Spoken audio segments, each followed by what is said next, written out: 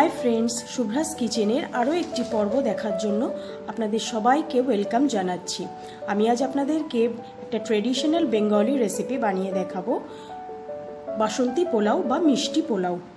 আমরা বাঙালিরা যে কোনো অনুষ্ঠানে কবজি ডুবিয়ে খেতে ভালোবাসি, আর পয়লা বৈশাখ উপলক্ষে আমি এই বাসন্তী পোলাওটা বানিয়ে আপনাদেরকে দেখাচ্ছি। তাহলে চলুন এই রান্নাটা দেখবেন। দেখে ভালো লাগলে অবশ্যই লাইক করবেন, শেয়ার করবেন, আর আমার চ্যানেলটা যারা এখনও সাবস্ক্রাইব করেননি তারা সাবস্ক্রাইব করে নেবেন। বাসন্তী পোলাও করতে আমি এখানে গোবিন্দভোগ চাল নিয়েছি, ছোট ছোট 4 গ্লাস। রেগুলার আপনারা যেই গ্লাস দিয়ে চাল মাপেন সেই গ্লাসেই চালটা নেবেন। কেন সেটা আমি পরে বলবো। এখানে আমি কিছুটা কিশমিশ নিয়েছি, এখানে কিছুটা কাজু নিয়েছি, 5টা কাঁচা লঙ্কা মাঝখান থেকে চিড়ে রেখেছি, এখানে আদা খুব ভালো করে কুচো করে রেখেছি, আর এখানে আমি একটু গরম মশলা গুঁড়ো করে রেখেছি। আর ফোড়নের জন্য আমি এখানে তেজপাতা নিয়েছি, একটা দারচিনি টুকরো করে নিয়েছি, আর 5টা এলাচ নিয়েছি। আর রান্নাটা আমি ঘি সাদা তেল মিশিয়ে করব। আর নুন মিষ্টি তো লাগবেই, আর একটু লাগবে আমাদের হলুদ গুঁড়ো। তো প্রথমেই আমাদের এই চালটাকে ভালো করে কলের তলায় কচলে কচলে ধুয়ে নিতে হবে, ধুয়ে জলটাকে ঝরিয়ে নিতে হবে। তাহলে আমি চালটা প্রথমে ধুয়ে নিই। চালটাকে আমি খুব ভালো করে কলের তলায় কচলে কচলে ধুয়ে নিয়েছি। এবার আমি এটাকে আধ ঘন্টা একটু এরমভাবে রেখে দেবো, ফ্যানের তলায় রেখে দেবো, এতে জলটা পুরোটাই ঝরে যাবে। আধ ঘন্টা পর আমি ফিরে আসছি। দেখুন চালটা থেকে পুরো জলটাকে ঝরিয়ে নিয়েছি, চালটা পুরো শুকনো হয়ে গেছে। এবার আমি এই চালে 1 চামচ গরম মশলা গুঁড়ো, আদা কুচিটা দিয়ে দেবো, আর 1 টিস্পুন মতো হলুদ গুঁড়ো দেব, আর 1 টেবিল চামচের মতো আমি ঘি দেব। দিয়ে এটাকে আমি খুব ভালো করে মেখে নেব।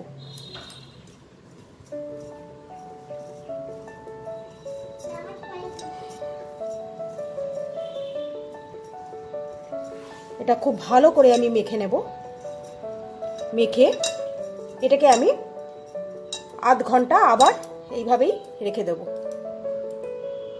কড়াইতে 1 চামচ সাদা তেল একটু গরম করে নিয়েছি।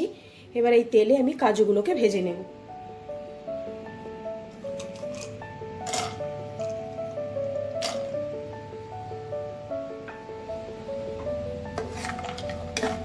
হালকা লাল করে আমি ভেজে নেব। কাজুগুলো হালকা ব্রাউন হয়ে গেছে, আমি এবার এগুলো তুলে নেব।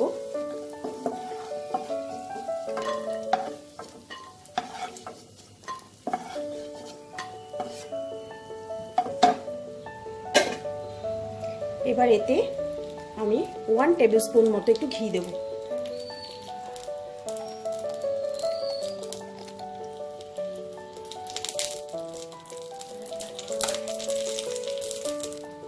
ঘিটা গরম হয়ে গেছে। এবার এই তেলে আমি তেজপাতা আর গোটা গরম মশলাটা ফোড়ন দিয়ে দেবো।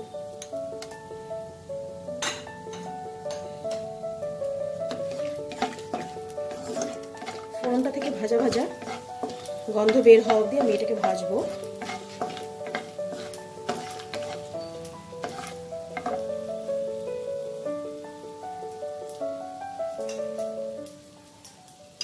এবার আমি চালটা দিয়ে দেবো।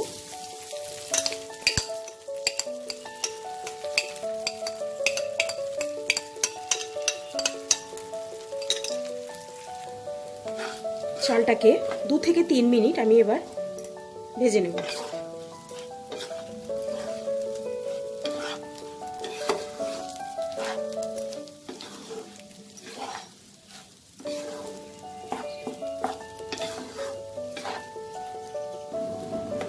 চালটা আমার 2 থেকে 3 মিনিট ভাজা হয়ে গেছে।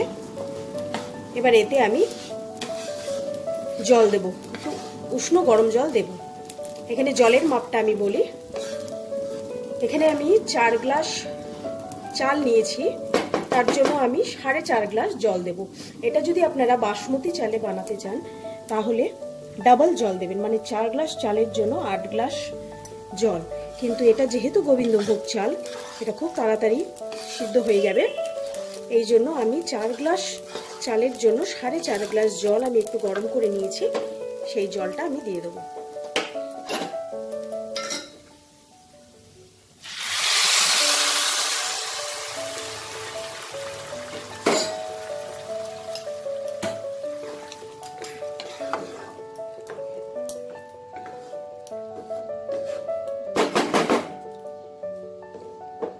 এবার এতে কিশমিশটা দিয়ে দেবো, যেটা আমি জলে ভিজিয়ে রেখেছিলাম,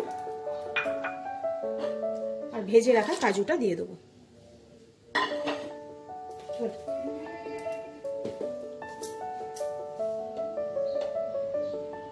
এক চামচ নুন দেব, নুনটা আপনারা আপনাদের পরিমাণ মতো দেবেন। চালটা যখন সিদ্ধ হয়ে যাবে তখন আমি চিনিটা মেশাবো। এখন এটা যতক্ষণ না ফুটছে ফ্লেমটা হাই রাখবো। দেখুন জলটা আমার ফুটে গেছে। এবার আমি ফ্লেমটাকে মিডিয়াম করে দেব, করে দিয়ে এইভাবে ঢেকে 10 মিনিট এটাকে কুক করব। দেখুন 10 মিনিট পর আমি ঢাকাটাকে খুলে নিয়েছি। চালটা আমার 80% মতো কুক হয়ে গেছে। এবার আমি এতে চিনি আর কাঁচা লঙ্কাটা দিয়ে দেবো। কাঁচা লঙ্কাগুলো দিয়ে দেবো।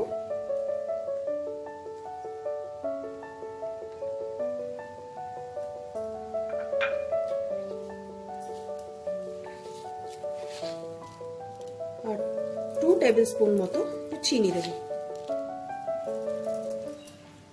এটা যেহেতু একটু মিষ্টি মিষ্টি হয়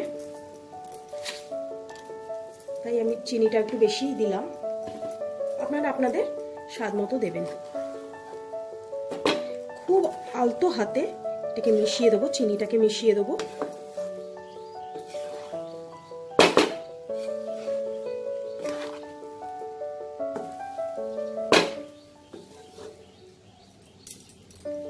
এবার একদম গ্যাসটাকে সিম করে ঢেকে আমি আরো 10 মিনিট এটাকে হতে দেবো। 10 মিনিট পর আমি ঢাকাটাকে খুলে নিয়েছি। পোলাওটা আমার একদম রেডি হয়ে গেছে, গ্যাসটাও অফ করে দিয়েছি।